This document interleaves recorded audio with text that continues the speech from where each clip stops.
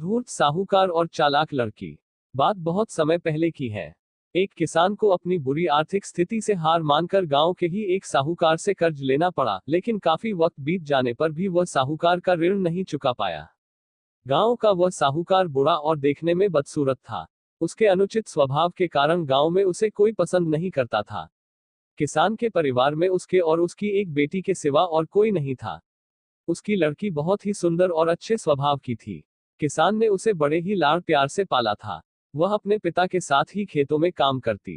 पर एक दिन उस बूढ़े साहूकार की नजर उसकी खूबसूरत लड़की पर पड़ी और वह उस पर मोहित हो गया।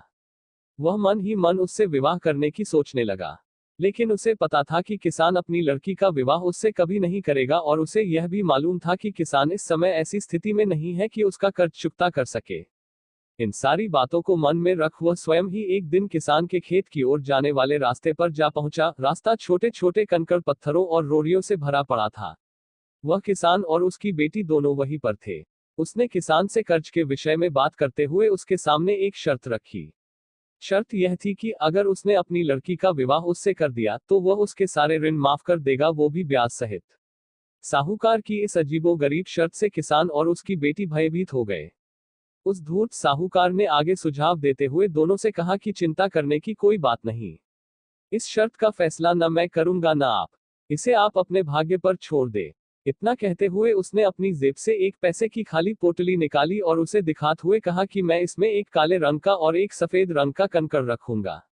उसके बाद तुम्हारी लड़की को बिना देखे इस पोटली से एक कंकड़ निकालना होगा, और यहाँ शर्त यह रहेगी कि अगर उसने काले रंग के कंकड़ को निकाला तब उसे मुझसे विवाह करना होगा और तुम्हारे कर्ज भी माफ कर दिए जाएंगे।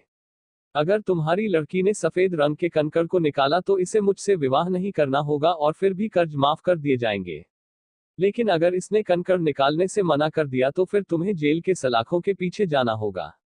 जैसे ही किसान और उसकी लड़की उसकी इस शर्त पर आपस में बात करने लगे, तभी साहूकार अचानक कंकड़ों को उठाने के लिए नीचे झुका।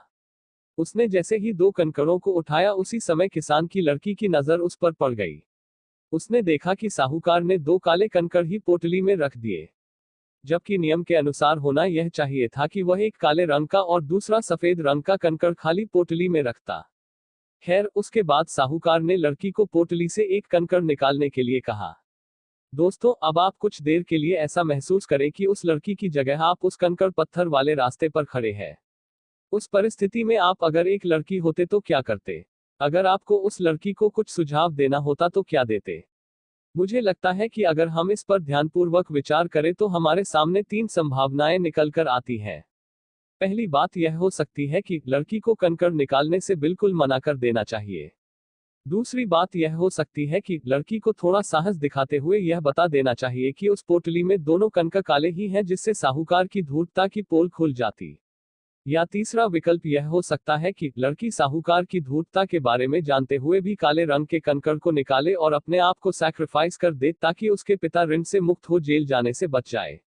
किसान की लड़की ने साहूकार के कहे अनुसार ही पोटली से एक कंकड़ निकाला और उसे बिना देखे हुए जानबूझकर कंकड़ पत्थरों से भरे रास्ते पर घिरे से उछाल दिया, जिससे जल्द ही वह काले रंग का कंकड़ भी अन्य कंकड़ों में मिल गया। उसके बाद उस लड़की ने झूठा खेद व्यक्त करते हुए कहा, ओह, मैं कितनी लापरवाह हूं।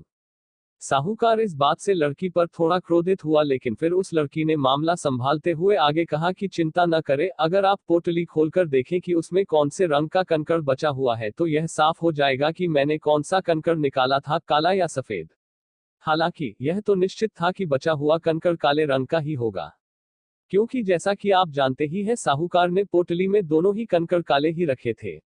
तो इस प्रकार यह सिद्ध हो गया कि लड़की ने सफेद कंकड़ निकाला है। अब साहूकार चाहकर भी अपनी बेईमानी और धूर्तता को प्रकट नहीं कर सकता था।